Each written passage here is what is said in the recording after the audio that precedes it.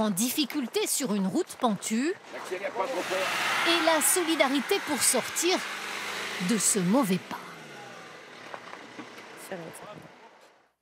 La perturbation neigeuse s'est déplacée vers l'est, puis vers le centre du pays dans l'après-midi. Partout, le trafic était au ralenti, en particulier sur les routes secondaires.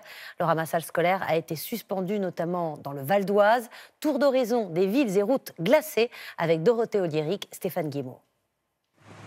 Certains tentent des demi-tours un peu hasardeux. Pas facile, ça glisse et parfois ça casse. Elle a été tout droite, doucement, puis elle s'est arrêtée sur le camion, quoi. Et puis, du coup, voilà, l'avant, boum. Pour ces autres automobilistes, pas le choix, il a fallu abandonner leur véhicule. Des scènes qu'on retrouve dans les 18 départements balayés par la neige. Dans la région lyonnaise, côté autoroute, les voitures roulent au ralenti. Des automobilistes pas toujours très prévoyants. Vous saviez que la neige arrivait? Oui, je savais, mais je m'attendais pas à ça. Je m'attendais à un peu moins de neige, quoi. Que ce soit plus praticable. Un peu plus loin, dans ce décor immaculé, des promeneurs et des gens beaucoup plus prudents. Encore un peu.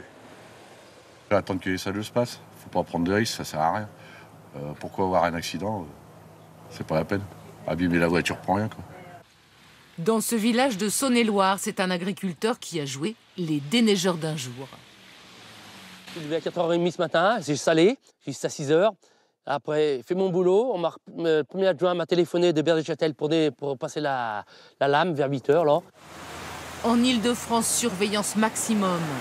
La nationale 118 a été interdite d'accès aux camions jusqu'en milieu d'après-midi. Très fréquenté, l'axe peut rapidement se transformer en piège dès les premiers flocons. Ce soir, la neige tombe en Corse, qui a été placée en vigilance orange. Ce matin, certains ont eu beaucoup de mal à se rendre sur leur lieu de travail. L'activité économique tournait au ralenti dans les départements touchés par la neige. Les transporteurs étaient bloqués et les commerçants attendaient leur livraison. Reportage de Diane Schlinger et Stéphane Guimau. C'est tout un pan de l'économie qui patine. Depuis 2 jours, difficile pour les poids lourds de circuler sur les routes enneigées.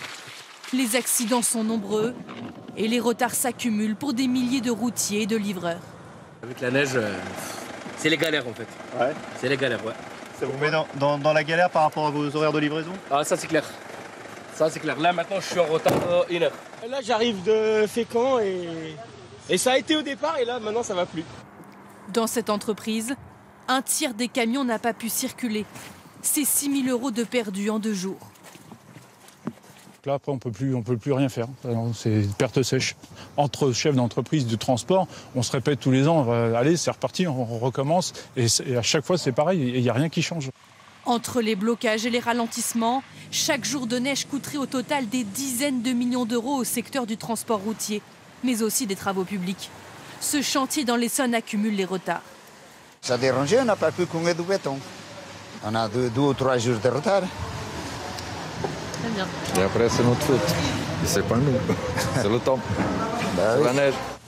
Tous ces professionnels comptent sur l'accalmie prévue demain pour rattraper le temps perdu et reprendre leur activité normalement. Ce soir, seule la Corse est en alerte à la neige et au verglas, mais Météo France a maintenu sa vigilance avalanche dans les Pyrénées. On retrouve en direct de Sainte-Marie de Campan dans les Hautes-Pyrénées Isabelle de Lyon. Bonsoir Isabelle. Le risque d'avalanche est maximal. En effet, le risque d'avalanche est de 5 sur une échelle de 5 sur les massifs pyrénéens. En fait,